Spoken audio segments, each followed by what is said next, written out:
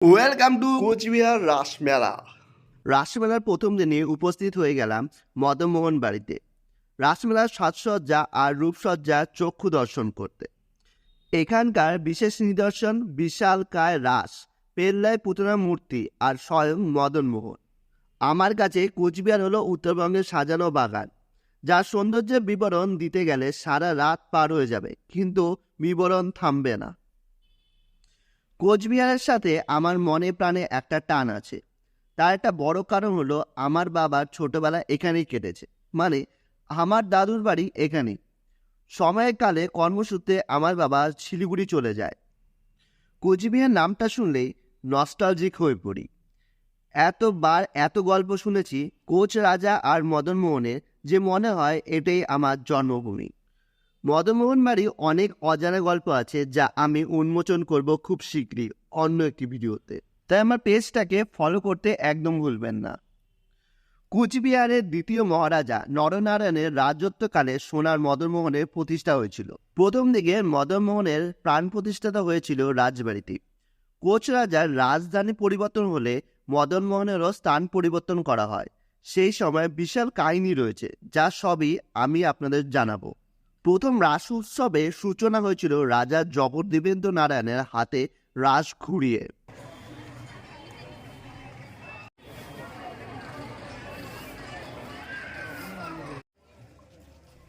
আপনারা এখন দেখছেন বৈরাগী দিঘি, যার পাশে মদনমোহনের বাড়ি নির্মাণ করা হয়েছে।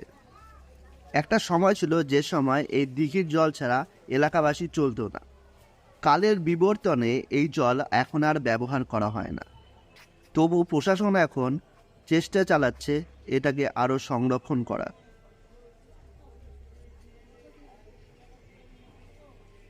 এই বাড়িটাকে সবাই মদনমোহন বাড়ি বলেই চেনে, কিন্তু আসলে এই বাড়ির নাম মদনমোহনের বাড়ি নয়। এই বাড়ির চারটে নাম রয়েছে। মদনমোহন এবং কোচবিহারের রাজবাড়ির উপরে আমি একটি ডকুমেন্টারি ফিল্ম বানাচ্ছি। সেইখানেই আমি এই সমস্ত কিছু উন্মোচন করব। আর এইসব অজানা তথ্যগুলি আপনাকে জানতে হলে অবশ্যই আমার পেজটিকে ফলো করতে হবে। এই যে এখন আপনারা মদনমোহনকে দেখছেন, এ আসল মদনমোহন নয়। রাজা তৈরি যে মদনমোহন ছিল, সে কিন্তু এখন আর এখানে নেই।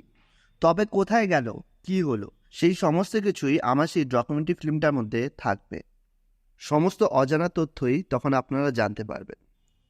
রাস উৎসবের প্রধান আকর্ষণ হল রাসচক্র। 40 ফুট উঁচু, 10 ফুট চওড়া, কিছুটা বৌদ্ধদের অনুসরণ করে এই রাস তৈরি করা হয়েছিল। রাস যিনি তৈরি করেন তিনি একজন মুসলমান। 3 পুরুষ ধরে তারাই এই রাস বানিয়ে আসছে। বর্তমানে যিনি রাস বানান তার নাম আলতাফ মিয়া। ভগবানের কি লীলা দেখুন। হিন্দু পূজার আয়োজন করছে একজন মুসলমান। ভগবান যেখানে জাত নিয়ে বিভেদ করে না, সেখানে আমরা কেন করি বলুন তো এই বিভেদ? কোচবিহারের রাস উৎসব এমন একটা উৎসব যা দেখতে দেশ বিদেশ থেকে প্রতি বছর বহু পর্যটক আসে এই রাসমেলা দেখতে। আজকের তারিখে দাঁড়িয়ে রাস উৎসবে বিদেশি পর্যটকদের ভিড় কয়েক হাজার গুণ বেশি বেড়ে গেছে। রাস উৎসবের আর একটা বড় নিদর্শন হলো এই বড় প্রতিমা। এই প্রতিমা রাজ আমলে বিশাল আকারে তৈরি করা হতো। রাক্ষসী পুতনা আর তার কোলে গোপাল। পুতনা আর্তনাদে চিৎকার করছে আর গোপাল তার মজা নিচ্ছে। ভগবানের ক্ষতি করা কি অত সহজ? 9 বছর আগেও আমি রাসমেলা দেখতে এসেছিলাম। তখন দেখেছি এই পুতনা প্রতিমা অনেক বড়, আরও সুন্দর ছিল। ক্রমশ যেন রাসমেলার প্রতিমা আরও ছোট হয়ে যাচ্ছে। প্রতিমার আকার এত ছোট দেখে মনে প্রচুর আঘাত পেলাম। শুধু আমি না, যারা আগে দেখেছে আর ওখানে উপস্থিত ছিল তাদেরও একই কথা, যে প্রতিমার আকার অনেক ছোট হয়ে গেছে। একটু ক্ষোভ, একটু অসন্তুষ্ট হচ্ছে দর্শনার্থীরা। এরপরই আমরা চলে গেলাম মন্দিরের চারপাশে ভগবানের লীলার নানা রূপ পরিদর্শন করতে। আলাদা আলাদা ঘর তৈরি করা হয়েছে, আর সেই সব কটা ঘরে আলাদা আলাদা সময়ের আলাদা আলাদা রূপ এখানে দেখানো হয়েছে। যেমন এখন আপনি দেখতে পাচ্ছেন ভীষ্মের মৃত্যুর শেষ সময় ঘটনা। গোপাল ঠাকুর মাখন চুরি করে মাখন খাচ্ছে।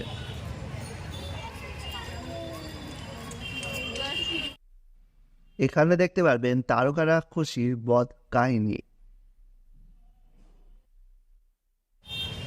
হনুমানজি গদা হাতে সকলকে আশীর্বাদ করছে। সেখান থেকে বেরিয়ে চলে আসলাম সীতা আর জানকীর কাছে। সীতা আর জানকীকে দেখা হয়ে গেলে সেখান থেকে চলে গেলাম কৃষ্ণের রাসলীলা দেখতে। শ্রীকৃষ্ণ যখন রাসলীলা করে বেড়াতো তার গোপীদের সাথে।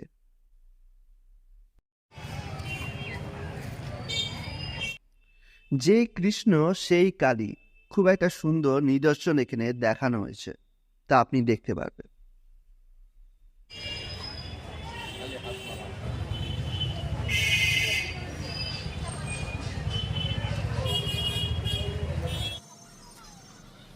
দুর্বাসা ও শকুন্তলার প্রতিমাও আপনারা এখানে দেখতে পারবেন।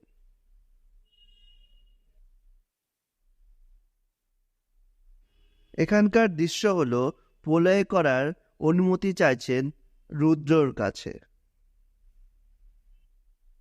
বসুদেব তার পুত্রকে নিয়ে বাড়ি ফিরলেন। এই দৃশ্য দেখার পরই দেখা যাচ্ছে রাখাল রাজা গোচরণে কিভাবে মত্ত আছে।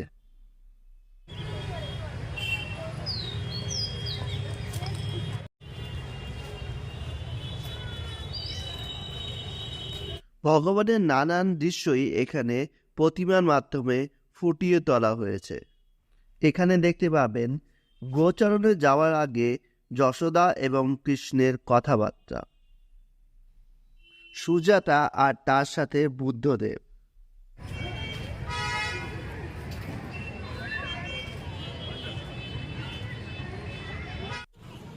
রামচন্দ্রের পাদুকা নিয়ে বসে আছে তার ভাই।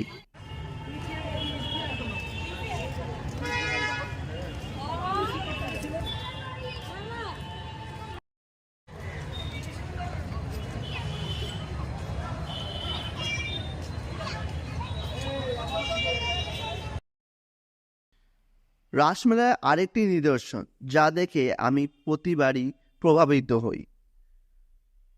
শহরে এমন কেউ নেই যার প্রতিভা এখানে তারা দেখায় না। যারা আর্ট জানে তারা এখানে প্রদর্শনী করে প্রতি বছর, যেটা আমার খুব ভালো লাগে। আর এই আর্ট প্রদর্শনী দেখতেও বহু আর্টিস্ট আসে এই প্রতিভা দেখতে। এখানে মহারাজা মহারানীর ছবি যেরকম আঁকে, এখানে তারই সাথে রাজবাড়ি এবং কুচবিহারের নানান দৃশ্য এখানে ফুটিয়ে তোলা হয় ছবির মাধ্যমে। অনেকে থার্মোকল দিয়েও সেগুলিকে তৈরি করে থাকে। আপনারা যদি এই রাসমেলা দেখতে না গিয়ে থাকেন, তা আমি বলবো একটিবারের জন্য হলেও এই রাসমেলা দেখতে যান। এখানকার যা প্রতিভা তা দেখো আপনার খুবই ভালো লাগবে। কোচবিহারের রাসমেলায় একবার যে এসেছে সে বারবার এই মেলা দেখতে এসছে। আমার বিশ্বাস আপনি যদি এইবার রাসমেলা গিয়ে থাকেন তাহলে আবারও রাসমেলা দেখতে আপনার ইচ্ছে করবে এবং প্রতি বছরই আপনি এই রাসমেলাতে অবশ্যই আসবেন।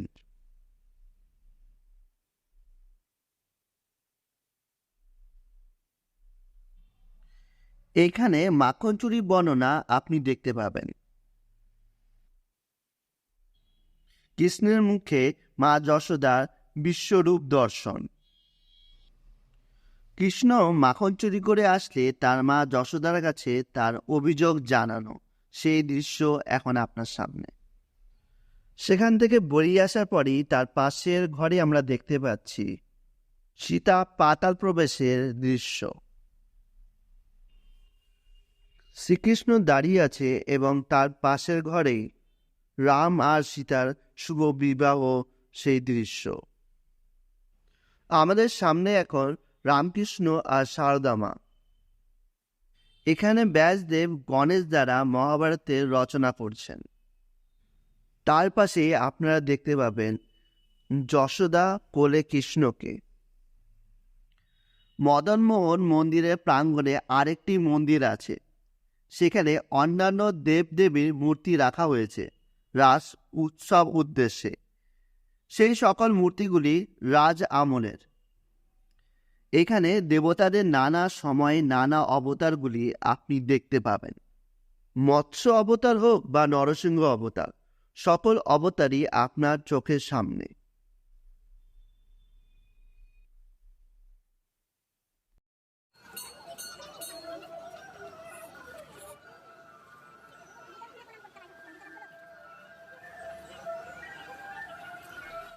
মন্দির প্রাঙ্গণে এক চক্কর দিতে দিতে আবারও চলে আসলাম মদন মোহনের কাছে। ঐতিহাসিক এই মদন বাড়ি ইতিহাসের সাক্ষী হতে আপনিও আসুন, জেনে যান মদন মোহনের আশ্চর্য কাহিনী, মদন মোহনের মহিমা। এই সুন্দর পরিবেশকে উপভোগ করুন, পবিত্র রাসমেলার স্রোতে ভাসিয়ে দিন নিজেকে। মদন মোহনের মহিমা, তার অলৌকিক ক্ষমতা জানতে পেজটিকে ফলো করুন, সঙ্গে থাকুন। খুব শীঘ্রই নতুন ভিডিও নিয়ে হাজির হব আমি। রাজবাড়ির রাজার কাহিনী এবং মদন মোহনের সকল তথ্যই তুলে ধরব আপনাদের সামনে।